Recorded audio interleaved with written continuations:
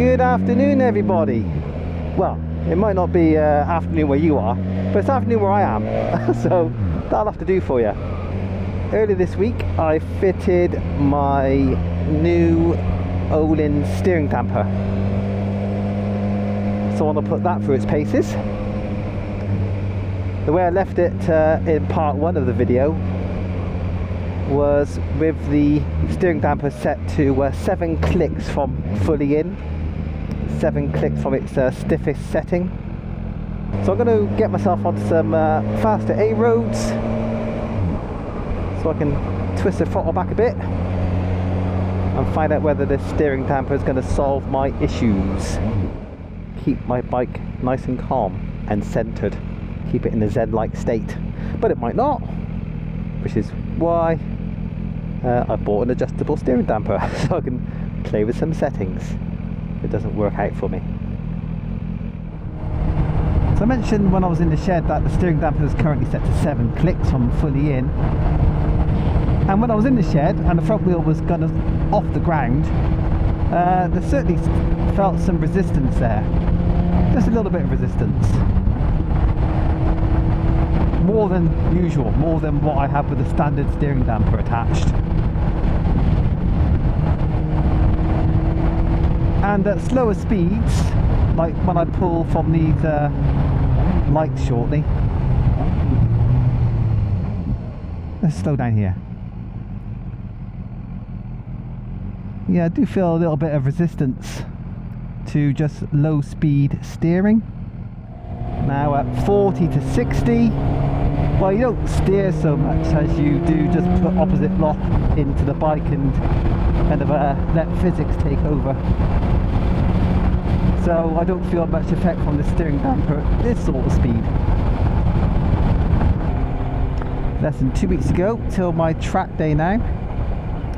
This is the event that precipitated the purchase of my steering damper, and I just know, I feel it in my bones, that hard acceleration over even on a Donington surface will make this bike start to kick off a weave.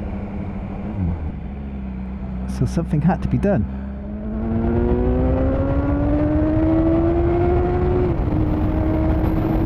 I still get the wobble. There we go. That's the first test failed. Now I want to pull over somewhere where I can and tighten it up by a notch.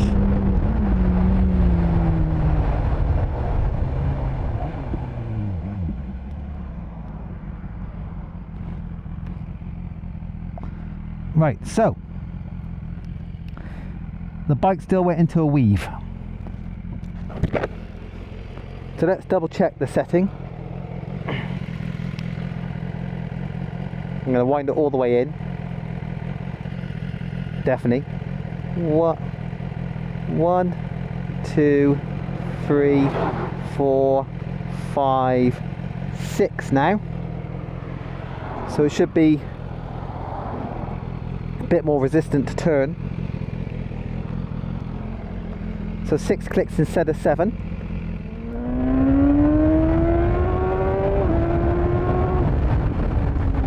Yeah, that feels a bit better than before. No one behind me.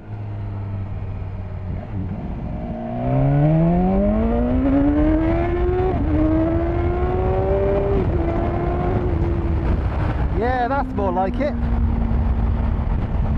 That's definitely much better behaved. Yeah, that is. That's big. That's quite a difference. Yeah, that feels good. The bike is feeling a hell of a lot calmer.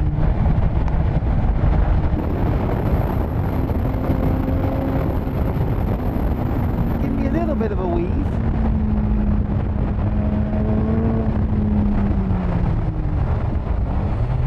It is giving me a bit of a weave at higher speeds when I'm cranked over, gotta be honest.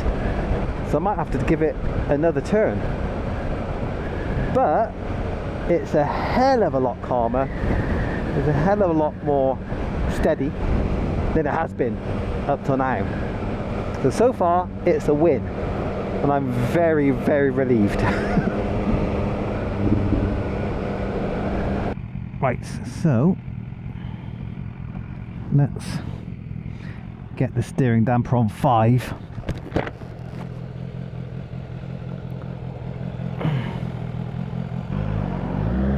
Oh wow, no, I can't ride like this. It's way too stiff on the front. Steering at slow speeds, badly affected, but this kind of opposite lock stuff where you're not steering the handlebars too much, that's okay. What's the handlebars do there? Whoa, Jesus, wow, that is so stiff. That's ridiculous. So currently I'm riding a two-wheeled liability with the steering this slow. For the next few hundred yards I'll be fine, but I do need to pull over soon and put that back at 6 clicks. So let's put that back to 6. So to summarise, the steering damper has been a qualified success. For the most part, I'd say in most situations where I've had the front end kicking about and weaving in my hands, it has solved those issues. I'll go so far as to say it's night and day, the difference in stability when you're accelerating. I'm really happy about that. Now